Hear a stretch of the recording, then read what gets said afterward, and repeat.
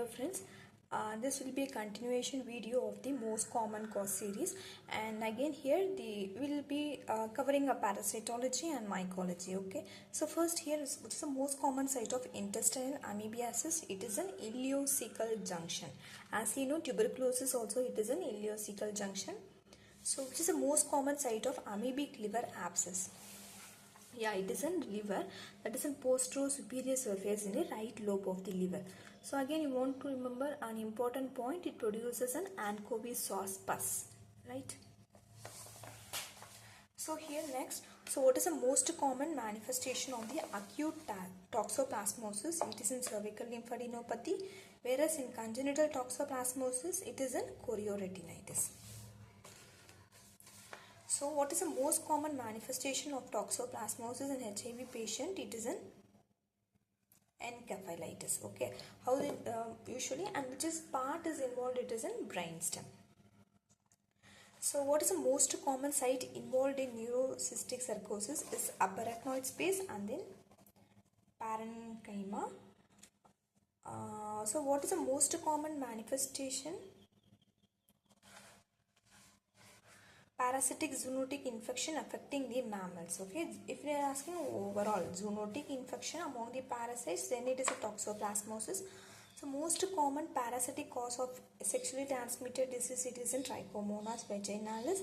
So there is a okay, and then there is a specific term for its motility, that is it is in jerky motility, right?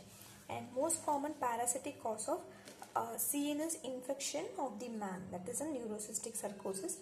So coming for the adult onset epilepsy in the world, again it is a neurocystic sarcosis.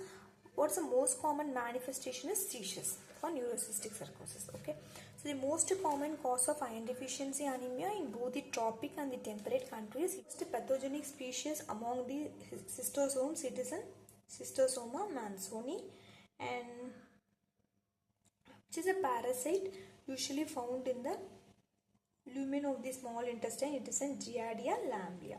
So what is a pathogenic species among the intestinal amoeba? It is a Entamoeba histolytica.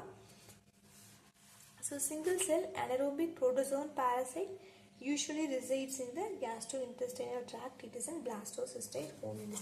So here this, just remember the name friends, okay, that's more than enough.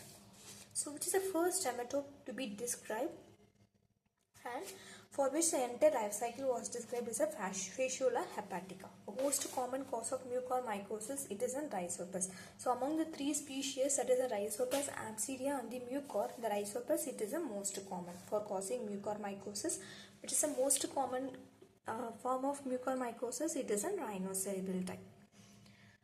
So most common cause of fungal infection of the female genital tract, yeah, it is in Candidiasis.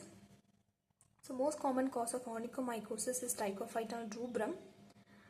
So among the aspergillosis, which is the most common pathogen, human pathogen, is usually by the fumigatus. Okay, so what is the most common disease caused by aspergillosis? It is an automycosis, and it is the most common site involved in invasive aspergillosis. It is in lungs. So friends, you want to know here again, the aspergillus has three species, right? Flavus, fumigatus and the niger. So among that, the fumigatus, it is the most pathogen usually get involved. Okay, so next point is, and so among the mucormycosis, the mucor, Rhizopus and the Apsidia, right? So here this mucor, it is the most common causing infection in the diabetic patients. Just to want to remember that point also, the DKA. Okay, so DKA for mucor, not for Rhizopus. So that point you want to remember here. So this